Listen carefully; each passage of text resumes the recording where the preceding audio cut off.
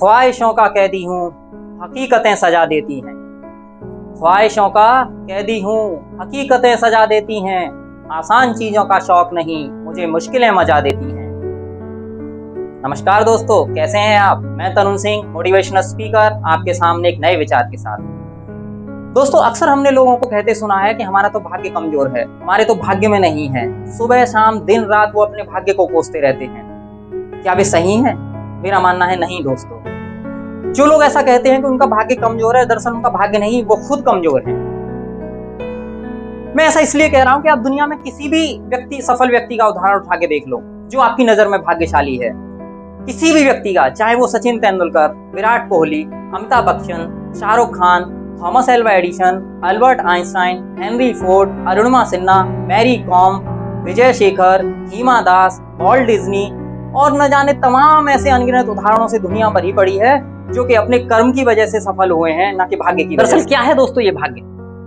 भाग्य के 4 लेटर हैं, LUCK, लक। इसको मैंने कुछ इस तरीके से डिफाइन किया है।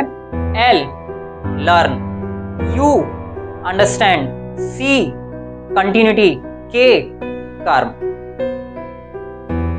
L जो भी आपका फील्ड है, जो भी फील्ड में आप सफल होना चाहते हैं, जिस भी फील्ड में आप सफल होना चाहते हैं, पहले उसको लर्न, सीखो। अंडरस्टैंड, समझो। आप वास्तव में आप दिल से चाहते हो या नहीं, वास्तव में आपके लिए वो फील्ड है या नहीं। जब आप लर्न कर लोगे, सीख लोगे, तब आपका कंटिन्यूअस कर्म, तब आप उसके प्रति आपका लगातार कोशिश, लगातार कर्म करना पड़ेगा, तब जाके आपका भाग्य चमकेगा। दोस्तों, लोग कहते हैं कि सूरज पूरब से निकलता है और पश्चिम में छिपता है। क्या वास्तव में ऐसा है? क्या वास्तव में सूरज पूरब से उदय होता है और पश्चिम में छिपता है? नहीं दोस्तों, ऐसा नहीं है। सूरज तो जहां है, जैसा है, हमेशा वहीं रहता है। बल्कि पृथ्वी को ही अपने हर हिस्से को रोशन करने के लिए, अपने हर हिस्से को चमकाने के लिए सूरज के चारों तरफ परिक्रमा करनी पड़ती है, सूरज के चारों तरफ घूमना पड़ता है। कुछ इसी तरीके से हमारा भाग्य है दोस्तों। हमारा भाग्य भी हमारे आसपास ही रहता है, हमारे इर्द गिर्द रहता है, लेकिन वो चमकता है कोशिश से, एक ईमानदार कोशिश से, सच्ची लगन से, मेहनत से, सही दृष्टिकोण से। मैं कुछ दिन पहले एक बुक पढ़ रहा था, उसमें एक बड़ी अच्छी लाइन पढ़ी थी मैंने, उसको मैं यहाँ कोट करना चाहूंगा कि मन चाहा पाने के लिए चाहना भी बड़े मन से पड़ता है। दोस्तों, मेरी सारी स्पीच का सार इसी लाइन में है कि मन चाहा पाने के लिए चाहना भी बड़े मन से पड़ता है। और दोस्तों, एक बात हमेशा याद रखना कि जब भी आपको सफलता मिलेगी, उससे पहले आपकी परीक्षा ली जाएगी, आपके इम्तिहान होंगे, आपकी परीक्षाएं होंगी, आपको कठिनाइयों का सामना करना पड़ेगा, क्योंकि प्रकृति, नेचर, ईश्वर ये आपको देखेगा कि जो व्यक्ति आप सफलता पाना चाहते हो, जो आप सफल होना चाहते हो, क्या वास्तव में आप उसके लायक हो या नहीं। तो जितने बड़े आपके ख्वाब होंगे, जितनी बड़ी आपकी सपने होंगे, उतनी ही बड़ी आपकी तकलीफें होंगी, और जितनी बड़ी आपकी तकलीफें होंगी, सफलता भी आपको उतनी ही बड़ी मिलेगी। भगवान राम जब तक अयोध्या के महलों में रहे, तब तक वो युवराज राम कहलाए, लेकिन 14 वर्ष के वनवास के बाद, 14 वर्षों के कष्ट सहने के बाद, 14 वर्षों की आपदाएं, विपदाएं और परेशानियां झेलने के बाद जब अयोध्या महल को लौटे, तब वो मर्यादा पुरुषोत्तम श्री राम कहलाए।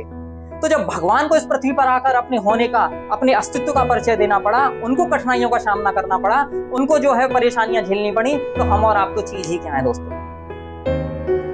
और दोस्तों, इस सफलता का कोई भी एक शॉर्टकट नहीं है, कोई एक फिक्स फॉर्मूला नहीं है, कोई एक फिक्स रास्ता नहीं है कि हाँ, इस पर चलकर आपको सफलता मिल जाएगी। सफलता के रास्ते में आपको असफल होना पड़ेगा, कई बार असफल होना पड़ेगा, कई बार आपको अपमानित होना पड़ेगा, कई बार आपको निराशा झेलनी पड़ेगी, कई बार आपको हताश होना पड़ेगा, कई बार आपकी हिम्मत टूटेगी, लेकिन फिर से आपको उस टूटी हिम्मत को इकट्ठा करना पड़ेगा, फिर से आपको उस टूटी हुई हिम्मत को जोड़ना पड़ेगा, और फिर आपको कोशिश करनी पड़ेगी, और कई बार करनी पड़ेगी। तब जाकर आप सफल होगे, तब जाकर आपका भाग्य चमकेगा, तब जाकर आप उन सफल व्यक्तियों की श्रेणी में खड़े होगे। दोस्तों, किसी ने बड़ी अच्छी लाइन कही है कि हौसलों के तरकश में कोशिशों के तीर जिंदा रखना, हौसलों के तरकश में कोशिशों के तीर जिंदा रखना, हार जाओ चाहे सब कुछ, मगर फिर से जीतने की एक उम्मीद जिंदा रखना।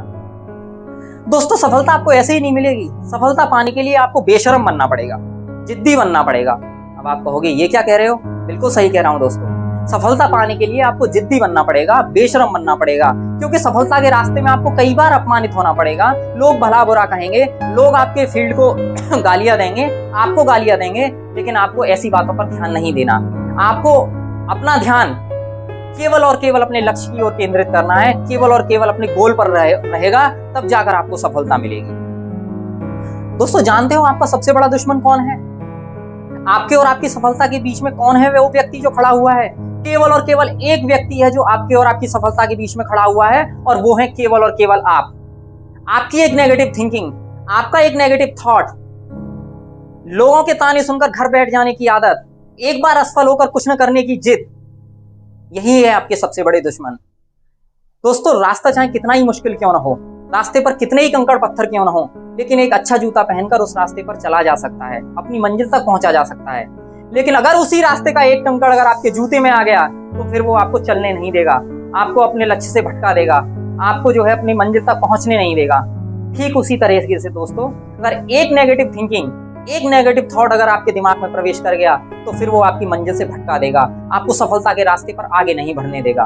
तो अपने हौसलों को हमेशा इतना हाई रखो, अपने जोश को इतना हाई रखो, अपने हौसलों की दीवारों को इतना बुलंद रखो कि कोई भी एक नेगेटिव थिंकिंग आपके इस दिमाग में प्रवेश न कर पाए। अपने हालातों को कभी हौसलों पर हावी मत होने दो, बल्कि हौसलों को इतना हाई रखो, हौसलों को इतना बुलंद रखो कि वो हमेशा अपने आपके हालातों पर हावी रहें।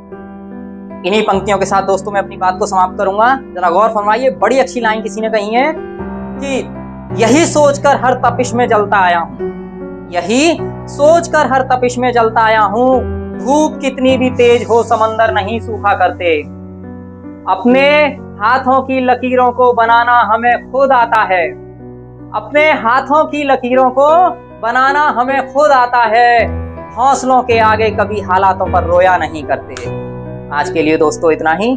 जल्दी अपनी नेक्स्ट वीडियो में आपसे फिर मुलाकात करूंगा ऐसे ही मोटिवेशनल स्पीच के साथ। तब तक आप घर पर रहें, सुरक्षित रहें, और अभी तक अगर मेरे चैनल को सब्सक्राइब नहीं किया है तो जल्दी से मेरे चैनल को सब्सक्राइब करें। मेरे चैनल का नाम है नई सीख। तब तक आप घर पर रहें, सुरक्षित रहें। Bye bye, good bye, take care, love you all, नमस्कार।